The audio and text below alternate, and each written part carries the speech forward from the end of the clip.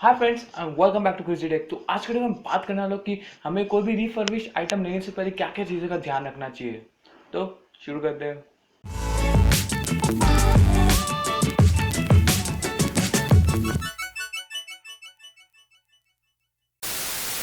तो फ्रेंड, अगर आपको नहीं मालूम तो रिफर्बिश जो भी इलेक्ट्रॉनिक आइटम रहता है वो उसके रेगुलर प्राइस से कई ज़्यादा सस्ते में मिलता है। मोस्टली रिफर्बिश का मतलब होता है कि कोई भी जो डिवाइस रहता है वो जब रिटर्न हो जाता है कस्टमर के थ्रू इन वारंटी पीरियड में, जैसे कि पैकेजिंग डैमेज की वजह से होता है, अगर किसी को रिस्क ना लेना हो या फिर कोई मैन्युफैक्चरिंग डिफेक्ट या ऐसे कुछ चीज़ों की वजह से वो रिटर्न हो जाता है, तो उस प्रोडक्ट को रिपेयर करके ठीक करके वापस बेचा जाता है। उसे रिकंडीशनड या प्री ओन्ड या फिर उसे रिफर्बिश कहा जाता है। और ऐसे फ़ोन आपको हर जगह हर वेबसाइट पे मिलते हैं।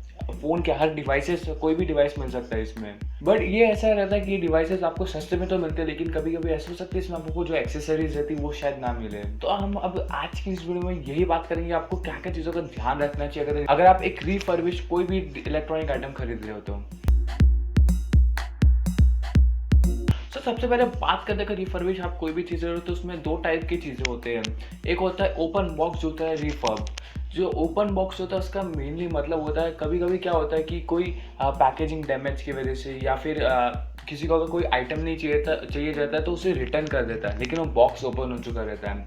तो ऐसे टाइम पे वो जो आइटम रहता है वो खरीदा हुआ रहता है, वापस रिटर्न करा हुआ रहता है, लेकिन वो यूज़ करा हुआ नहीं रहता है। मतलब कि वो ओपन बॉक्स जो आइटम रहता है वो बहुत अच्छी कंडीशन में रहता है। तो ऐसे आइटम जो रहते हैं उसे ओपन बॉक्स कहा जाता है, और इनकी जो क्वालिटी रहती है उस पर हम भरोसा कर सकते हैं। बट वही दूसरी तरफ रिफर्ब का मतलब होता है कि मतलब वो आइटम जो कि मैन्युफैक्चरिंग डिफेक्ट या फिर ऐसे आइटम जो कि वारंटी में क्लेम करे गए, यानी कि टूट गए, खराब हो गए, उन डिवाइसेस को ठीक करके वापस वर्किंग कंडीशन में आके बेचा जाता है।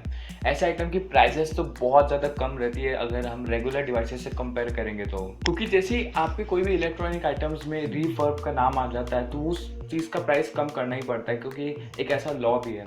तो जब भी क्योंकि वो एक टाइप से सेकेंड हैंड भी है, लेकिन वो सेकेंड हैंड नहीं होता है, वो एक रिफर्ब होता है। तो हमारे नेक्स्ट पॉइंट की बात है कि रिफर्ब करते कौन है। तो रिफर्ब जो रहते हैं ये करते दो लोग कर सकते हैं। एक तो जो कंपनी है खुद कर सकती है, दूसरा है कि कोई थर्ड पार्टी।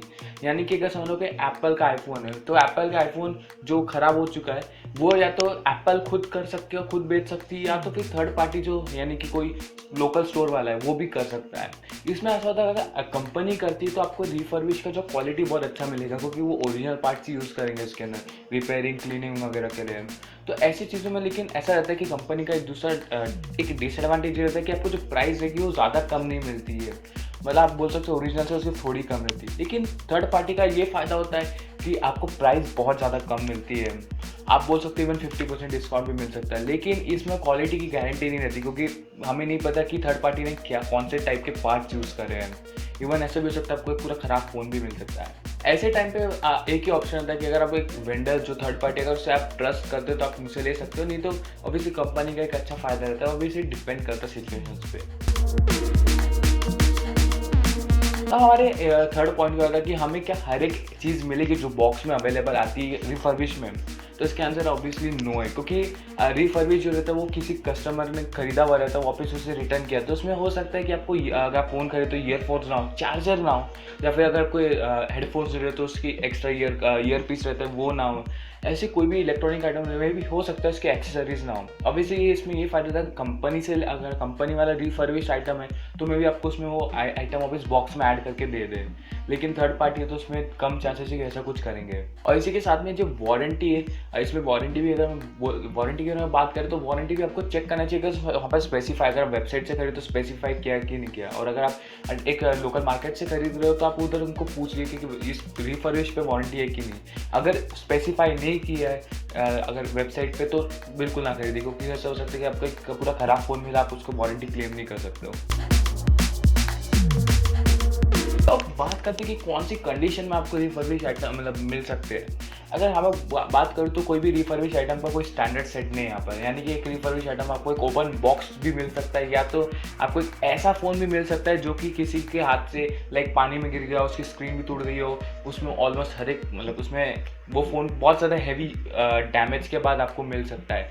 तो आपको इधर कोई स्टैंडर्ड नहीं है, तो आपको पता नहीं चल सकता कि आपको कौन सी कंडीशन में मिलेगा।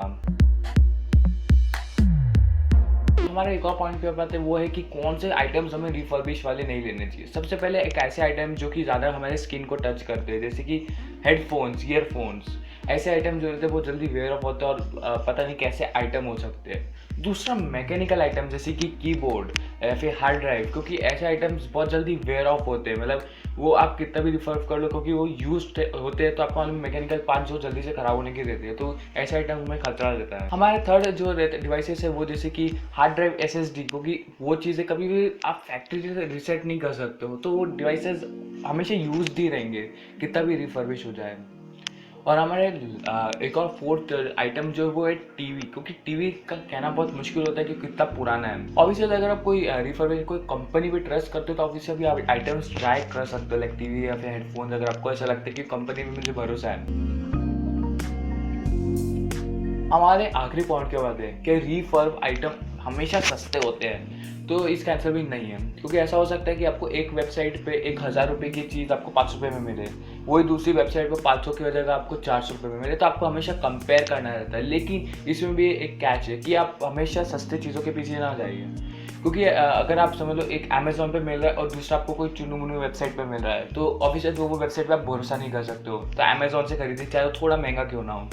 यहाँ पर आपको ट्रस्टी वेबसाइट के ऊपर ही रहना चाहिए, क्योंकि ऐसी चीज़ों में आपके साथ फ्रॉड भी हो सकता है। क्योंकि बात करूँ तो मैंने भी बीच में एक दो चीज़ें देखी थी इलेक्ट्रॉनिक, जैसे कि लैपटॉप, मोबाइल, जो कि 30 से 50,000 रुपये के होते हैं यूजुअली, लेकिन वो वेबसाइट उसे 1-2 हज़ार रुपये में बेची थी, जो कि प्राइस भी एक तो बहुत ज़्यादा अलार्मिंग है कि इतनी कम प्राइस में कैसा हो सकता है। दूसरा, वो वेबसाइट्स भी कभी सुनी हुई नहीं थी, तो ऐसी चीज़ों पर कम भरोसा करिए, लाइक ट्रस्ट वर्दी वेबसाइट से लीजिए। तो गाइस इसी के आज वीडियो यही करना, आपको वीडियो अच्छी लगे give a like and guys don't subscribe my channel, जो लाल बटन से दबा दीजिएगा। प्लीज मुझे कमेंट करके बताइए कि वीडियो कैसी थी या नेक्स्ट वीडियो किस पर। So guys thanks for watching, bye.